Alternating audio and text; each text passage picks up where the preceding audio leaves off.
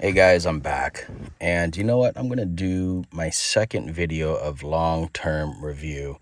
Several things have actually changed since the last time I did my first long-term review on the Subaru Forester.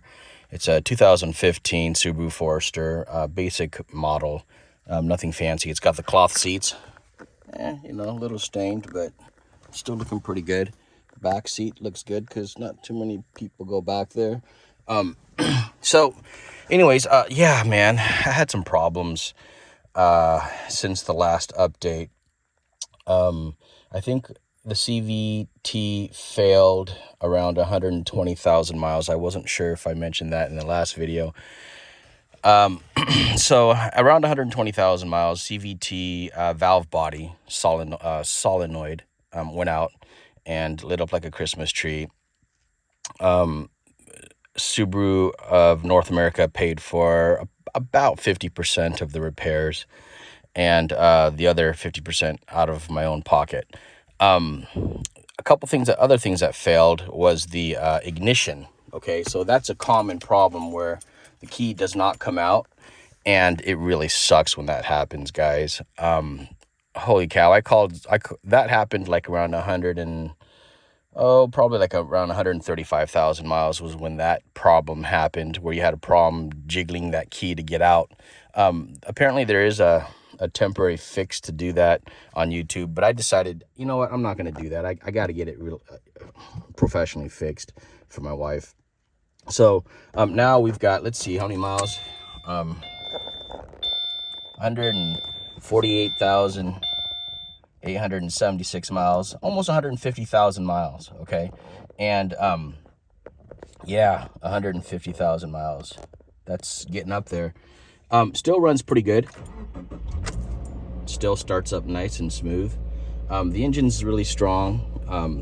I still like, I'll tell you what, this car drives like a sports car.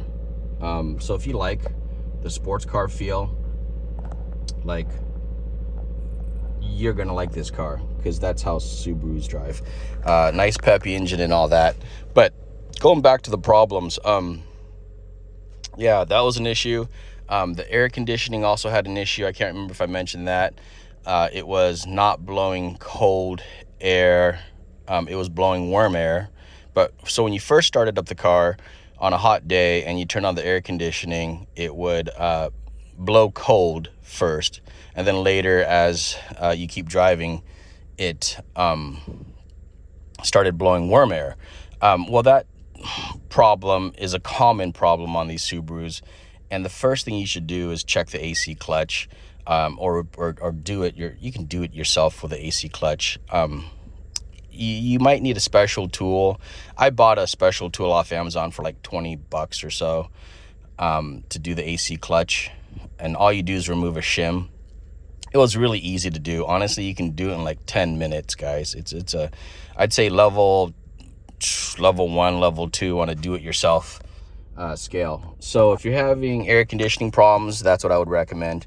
Now, in terms of the ignition not coming out, that was a $400 fix. Okay. I went to the dealership or stealership, however you want to call them.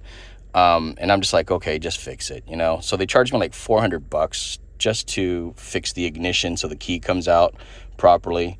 Yeah, that was really annoying. So all the repairs that I've done so far on this vehicle, the big one was the valve body CVT. That failed around 120. I've had to do 3 wheel bearings, 2 CV axles in the front, and I did all those myself, and just the parts are still ridiculously expensive for all those, and I don't know if you really want to use non-OEM parts. That's kind of your own preference if you want to do that. For me personally, I just prefer using OEM, but shop online and see what you guys can get, and don't forget to ask them for a discount, especially if you're going to go into your local Subaru area. They will most likely give you a discount. It's just so ridiculously expensive. Like one freaking wheel bearing or one CV axle is like nearly $400 or $500. It's just nuts. And I think the bearings were $300 or something ridiculous like that. So right now the car's running great. Like, it's running really well. No issues. I did replace this side mirror over there because it was in an accident. And honestly, Amazon sells that, side mirror over there for like 75 bucks. Okay, so it was damaged by road debris that flew up and actually hit that completely out. It just busted it up, and I did that myself. Just popped open the panels over here and replaced a couple screws over there and just replaced it out. Pretty easy to do it yourself, actually. Let's see what else. What else have I done in this car? I mean, I've done all the maintenance fluids. It's probably getting close to another CVT flush or a drain and fill for the CVT oil. I'm going to probably do that this summer. Actually, no, hold on. That was done at 120. So they did that around 120,000 miles when they replaced the CVT valve body. So I'll probably wait until next year to do that. I already did the coolant on this. I've done the differential fluids on this vehicle as well, so that's good. It's running good. Like, the engine's nice and quiet. I don't even know if you can hear it, but it's a pretty smooth running engine. I have cleaned out the mass airflow sensor with some sensor cleaner. That's done really well too. Let's see, for the oil filters, I try to use the kind of higher, either OEM or something better. Doesn't seem to be too picky about the types of oil filters that you give it. The brakes, I've done the brakes on this as well. That was actually a really easy do-it-yourself on the brakes. I kept the same rotors. The brakes lasted about 100,000 miles, and I've got almost 150,000 miles now. So probably another 50,000 miles, and I'll do the front brakes and rear brakes again. Again, those were pretty easy to do. I'd probably, like, say on a level 3 or 4, do it yourself. And next time I do it, I probably will change the rotors. It's starting to rain right now, but yeah, that's the vehicle, and that's kind of the latest updates. Do I like it? I have mixed emotions on this vehicle, to be honest. It does get pretty decent gas mileage. You're averaging over 25 miles per gallon, so that's pretty reasonable. Honestly, I'm getting old and my bones are kind of getting nitpicky about the ride quality. This one drives really sporty, so I kind of feel like my body gets beat up on long rides. I get kind of spoiled because, I mean, I drive my Honda Ridgeline, and it drives really comfortable. And so when I drive this, I just feel like, man, I feel all the bumps pretty good. So it is just a lot more sporty feeling in that regard. Whether it's good or bad, I don't know. It's up to you to decide that. I kind of like more luxury drives now, more plush things in my life. Back in my younger days, it was different. But in terms of do it yourself, mechanically, you have to kind of like be, honestly, you need to be pretty handy if you're going to buy a Subaru Forester. And if you don't want to keep taking it to the dealership, because if I took this car to the dealership for every single problem that happened, oh gosh, probably at least $8,000 in repairs is my guess. They just charge you an arm and a leg. So, check out the videos on how to do things yourself. A lot of times they'll just, want to upcharge you and sell you other services, but I always decline those. And, that's at any dealership, to be honest. So anyways, give it a thumbs up. Let me know how you like your Subaru Forester. I'm at 150,000 miles almost, and it's still going pretty strong. Yeah, I mean, doing the spark plugs in this vehicle is a little bit of a pain in the ass because there's really not a lot of room down there.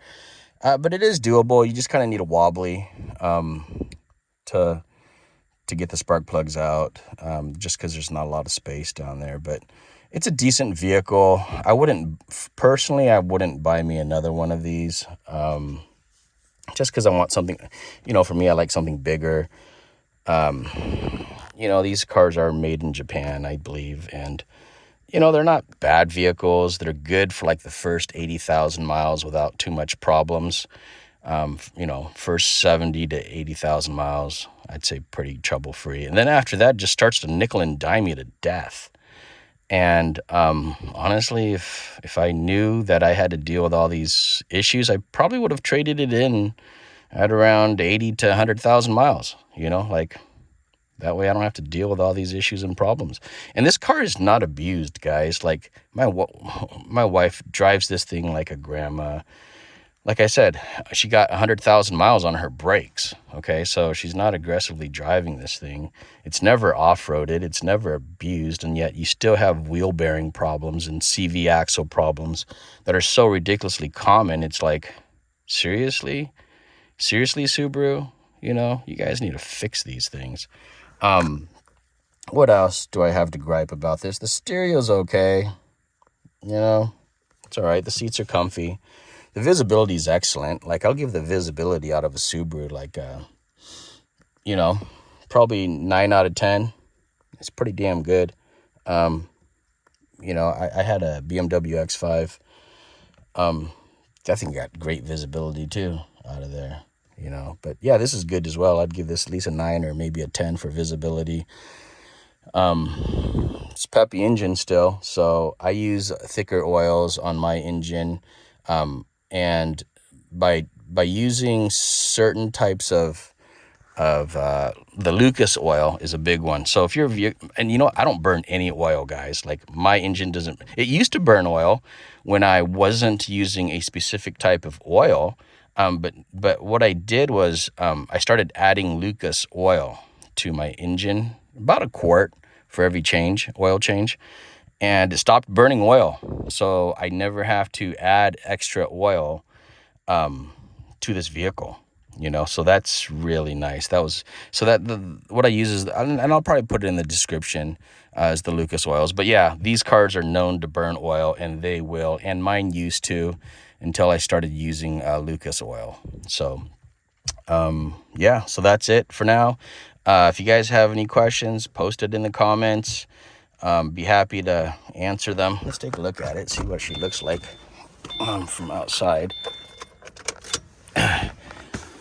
Okay, so here you go. She's looking pretty good. And I'm running the Falcon Wild Peaks. You know, I still like these tires. They're not bad.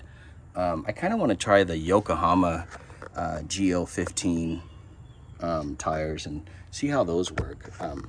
But you know what? This seems to be good enough for now for light snow.